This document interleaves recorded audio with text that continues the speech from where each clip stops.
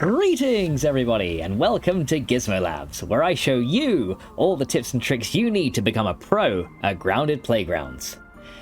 Have you ever wanted to have a button or a trigger area that is only single use? For example, you may have set up a button to an effect spawner like this, and you'll press it, but then when you press it again, the effect will continue to play for as long as you press that button. Similar with a trigger area like this, you can see that every time I step into this trigger, you can see that this thing is still activating, but what if we wanted something a little bit like this? When I press the button the first time, it will activate, but any other subsequent time I press it, of course, nothing is going to happen. And then like this trigger volume here, if I was to go ahead and step in this, you can see the first time it activates, but after that, nothing happens. Have you ever wanted to have a setup like that to make sure that nothing happens twice in your map and you only want certain things to happen one time only? Well, for today's experiment, I'm going to be giving you a step-by-step guide on how to achieve just that. So, without any further ado, let's get started! For the first part of this tutorial, we're going to go over how to make a trigger volume act only once. And anytime the player steps into it more than once, nothing is going to happen. There are two ways in which we can do this, and I'm going to show you both ways so that you can go ahead and choose the one that you feel is right for you. So let's go ahead and get started. The first thing we're going to go ahead and do is, of course, go ahead and grab our trigger volume like this. And we're going to go ahead and put this just somewhere into our world, and we're going to fix the rotation so it's nice and straight, and we're going to put it right over here. I'm also going to go ahead and get myself a grass floor, just so we can go ahead and mark out where that trigger volume actually stands. So we're going to get one of these guys. I'm just going to literally put it straight under there like that, so we can see where we have to stand to do our test. Finally, I'm going to go ahead and get an effect spawner to act as the thing that happens once we trigger the area. So we'll go ahead and get an effect spawner, and I'm going to go ahead and put it just to the side of it, just like this. We'll go ahead and put it straight over there. And then what you would usually do is go ahead and link up your trigger volume to your effect spawner. Then if we go into play mode, what will happen is when I step in this area, you'll see the effect activates. And if I step out and back in again, you can see that every time I'm entering this zone, this effect activates. But we want to transform this setup into a single-use setup. How are we going to do that? Well, there's a couple of ways that which we can do it. And first of all, I'll show you a way that I've been using for quite a while, but it does have one fault with it, and I will show you that in a minute. We're going to go ahead and grab a timer right here, and I'm going to put my timer just outside this trigger volume, and then we're going to go ahead and set this to 1 second, and then not to start on play. Then we're going to go ahead and link this trigger volume into this timer, just like this, and we're going to set it so that when we enter the trigger volume, it starts the timer. Then we're going to go ahead and take our signal from our timer, and we're going to go back to the trigger volume, and then we're going to make it so that once the timer is done, it's going to deactivate this trigger volume. So what's going to happen is I'm going to walk in here, it's going to wait 1 second and deactivate this trigger volume, so hopefully if I walk in again, we're not going to get a multiple repeating thing. Now as you can see, if I stand in here, then I come out, and then I go back in, you can see that nothing happens because this trigger volume has now been deactivated. However, if I go ahead and do it a little bit quicker, you may see that I still get a couple of these events firing. So you can use a timer in the most basic sense to do this, but you have to make sure that your trigger volume is big enough that the player can't run out of it in 1 second. Now, the better way to do this is to actually go down here and use one of these switch gizmos. So we're going to go ahead and use a switch gizmo, and all I'm going to do is I'm going to go ahead and put it right over here between between these two here. So we're going to go ahead and link up an arrow to the switch gizmo right here, and we're going to go ahead and send another arrow back into this volume right here. Now on this one, we want this switch to activate when the player overlaps, and then we don't want anything to happen when that overlap ends. And then what we're going to do is we're going to say when the switch activates, it's going to deactivate this trigger volume. So what should happen now, and this effect will actually be instantaneous, is we're going to walk into here, it'll play only 1 time, and then as you can see, if I walk in again, well, nothing is actually going to happen. So this is a way you can actually go ahead and deactivate your trigger areas without actually worrying about what's going on. Now there is another way that we can do this, and this way might occur if you need to keep a count of how many times the player has been into a certain area. What we're going to do is I'm going to show you how to do this with a counter with condition. So you can also do it with one of these, and we're going to go ahead and grab this first, and I'm going to go ahead and put it here. Now we're going to make it so that once this counter is equal to 1, it's going to go ahead and play this effect, but any other time it's not going to do that. Now, what you could do is you could make it so that when the counter is equal to 1, we could do a similar setup just like this between the counter, like that, and then link this one back into our effect spawner, and it should have a very similar effect to the switch, because essentially a counter that's equal to 1 acts exactly like a switch gizmo. However, there might be some times where you don't want the trigger volume to actually deactivate, and you might want to go ahead and have this thing still around so that different things can happen based on the count of things that you can that will happen. For example, if I was to go ahead and link this one to here, and then link this one into here, and this thing is going to go ahead and increment the counter when we step into it and not do anything when we step out of it, what you should find is this will essentially go ahead and play this effect, and it's only going to do it one time.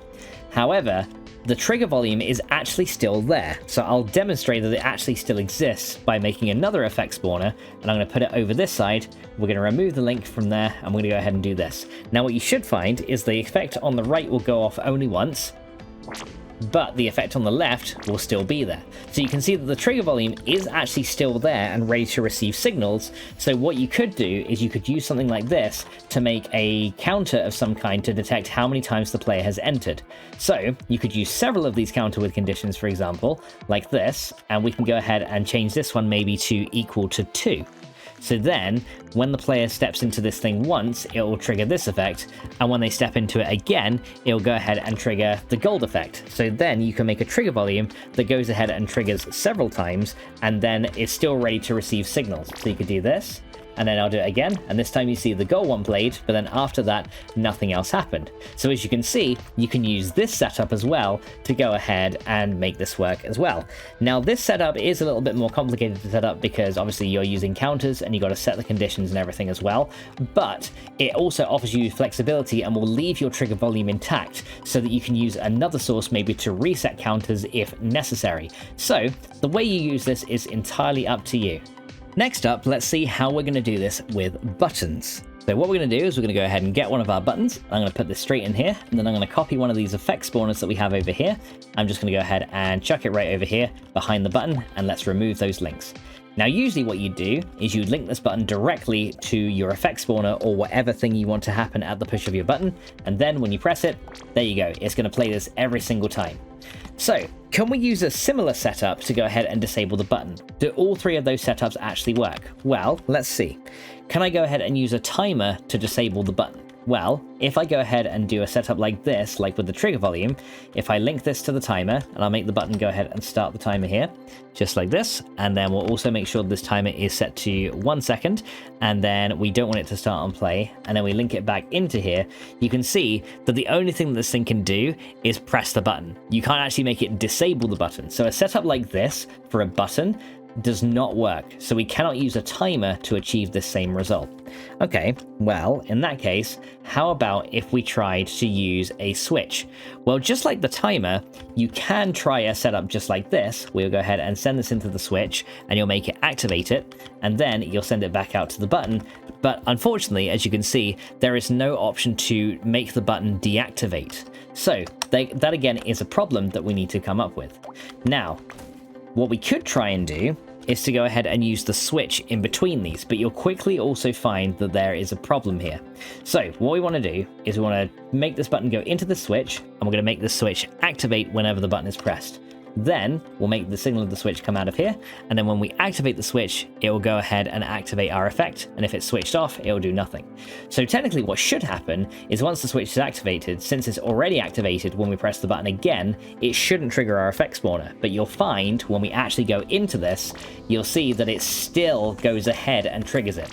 So if you fire another event to activate an already activated switch, it will still go ahead and fire it. So how are we going to go ahead and make it so that our button can trigger only once? Well, if you guys have been paying attention to the last example over here, the answer is, of course, using the counter with condition. We're going to copy this guy over here, and I'm going to remove these links, and all we need to do is go ahead and set up a counter with condition between these two things here. So I'm going to go ahead and put my button press into the counter with condition, and it will make it increment the counter, and then we can go ahead and then link it to our effect spawner just like this. Now what we should be able to do as well is maybe have a signal out from our counter here so that we can also change the color of the button. We can actually go and set it to customize here. I can go ahead and change the button like this, to make it look like it's been disabled. So once we go and press the button now, we should find that I'll press it. It'll go ahead and it'll go change color to blue. But as you can see now, I'm pressing that button multiple times, and of course, nothing is actually happening. You can also use a similar setup like this to get a button that has a timed delay before you can activate it again. So let's say that I want to press this button and have this thing activate, but I want the user to have to wait a minimum of 10 seconds before they can press that button again. How do we do that? Well, that is going to be a job for our timer. So we're going to go ahead and put a timer right into here. And then I'm going to go ahead and take our timer here, and we're going to set it to the desired time that we want the user to wait, like that. So there's our 10 seconds. I'm also going to go ahead and show while playing here so we can see the timer in action. And we're going to go ahead and not start on play, of course. We don't want that to happen. Next, I'm going to go ahead and link the button to start the timer when it's pressed.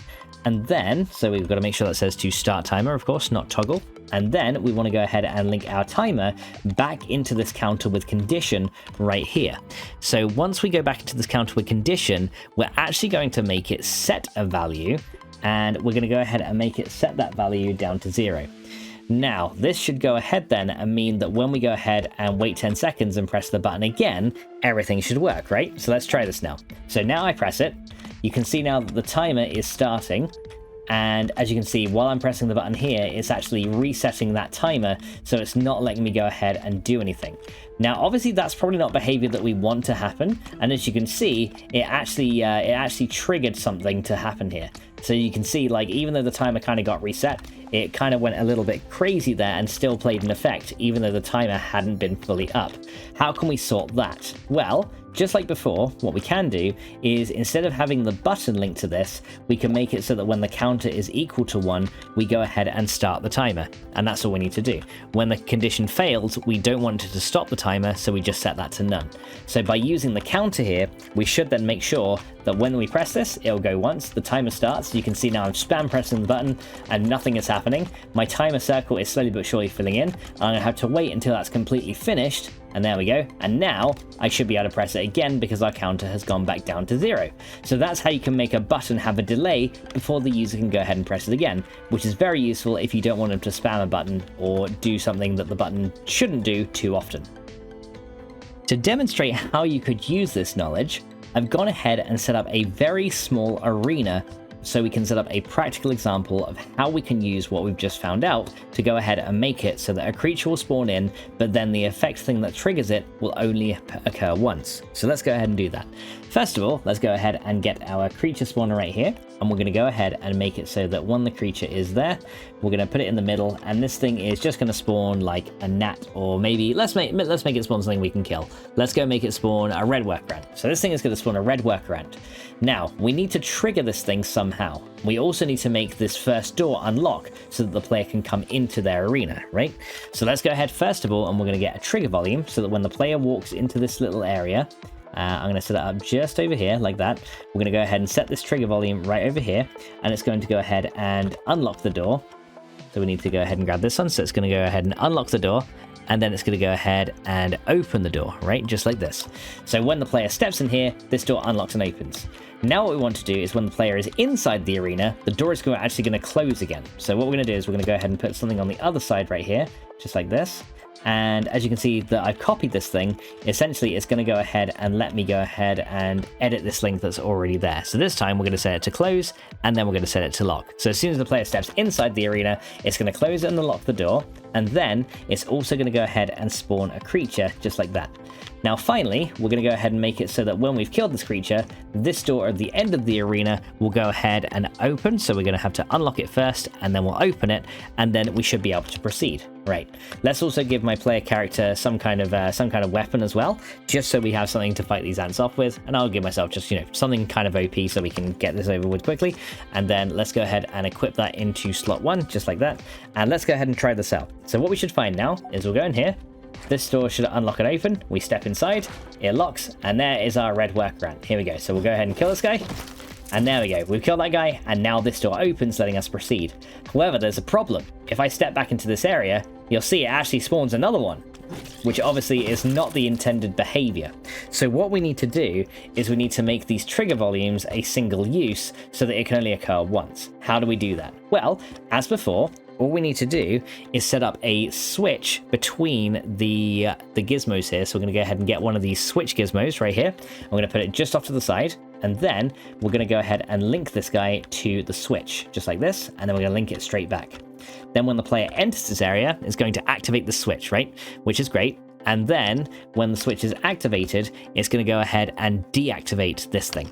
Right, so that's all well and good. So let's go ahead now and see if this works. So I'm going to go ahead and make my way back out to the other area, and let's go ahead and try this out now to see if we fixed our problem. So let's go into here, go start the world up, and here we go. We're going to step in here. That's going to close it behind us. We got an ant. We kill the ant, and as you can see, then we can step out.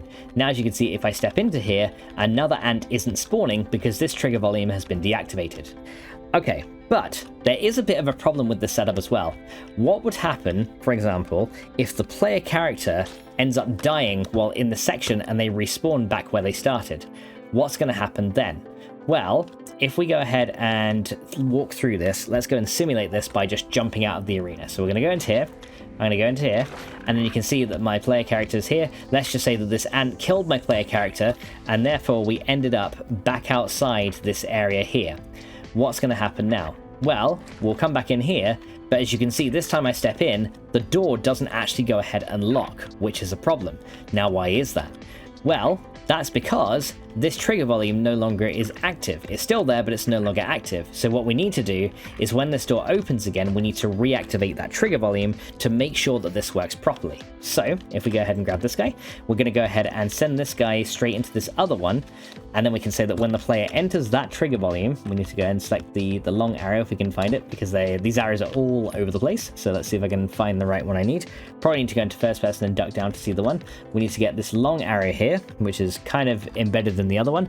I want to say that when the player overlap begins, it'll go ahead and activate that other one. So now if we go back and try this out one more time, we should see now that we come in here.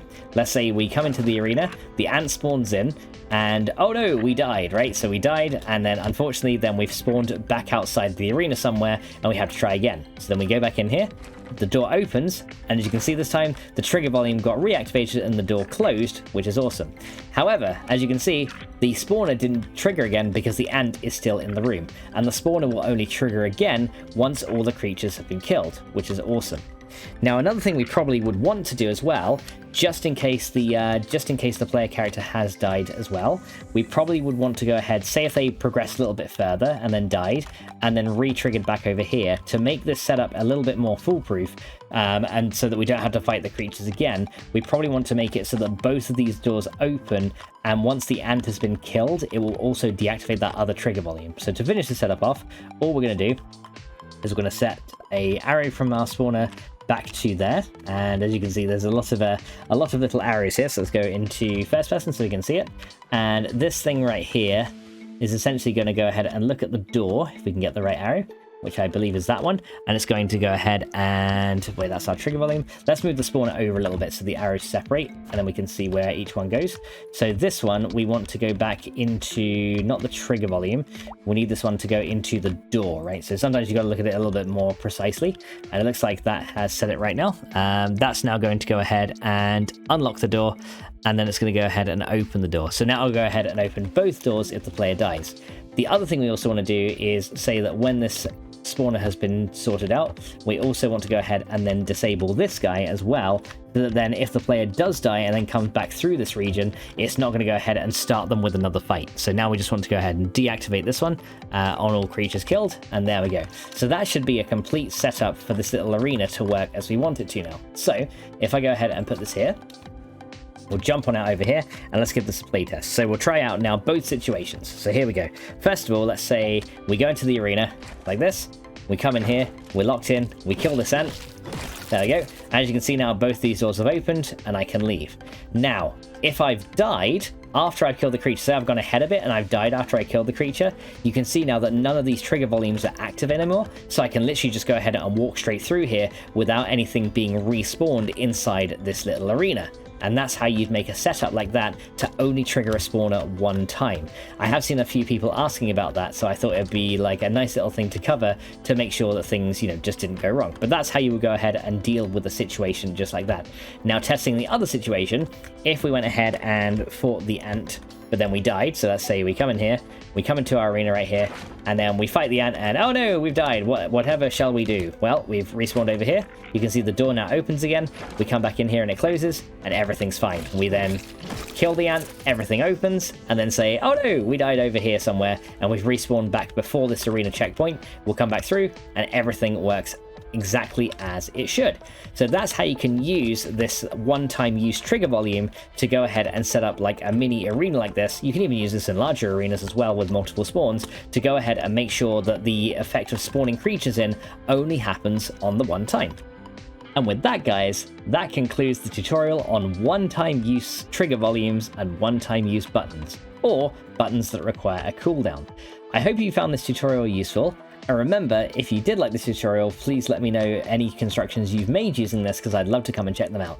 Also, if there's anything else you would like me to cover as part of the Gizmo Lab series, please go ahead and let me know in the comments as well, because I'm always looking to make more tutorials to help you guys get used to the grounded playgrounds, because there is so much flexibility and tons of stuff that you can unlock in this mode. And I want to help you guys make the creative map of your dreams, and help you out with all of the technologies and the logics and everything that this new game mode has to offer. So if there's anything you'd like to see, please go ahead and let me know in the comments. If you guys haven't checked out my mega tutorial, I also have a link for that in the description as well. So if you've never seen these buttons, links, or trigger volumes before, and you want to know a little bit more about them, then I definitely recommend coming and checking out that mega tutorial as well, so you can get to grips with most of the gadgets and gizmos as well. I also have other videos as part of my Gizmo Lab series as well, so if you want to look at some more advanced constructions and examples of other things you can make with all this stuff, such as like a randomized wheel of chance and other things like that, then I do have another playlist full of all these videos as well. So guys, thank you all so much for watching, and I'll catch you guys in the next one. So until then, bye!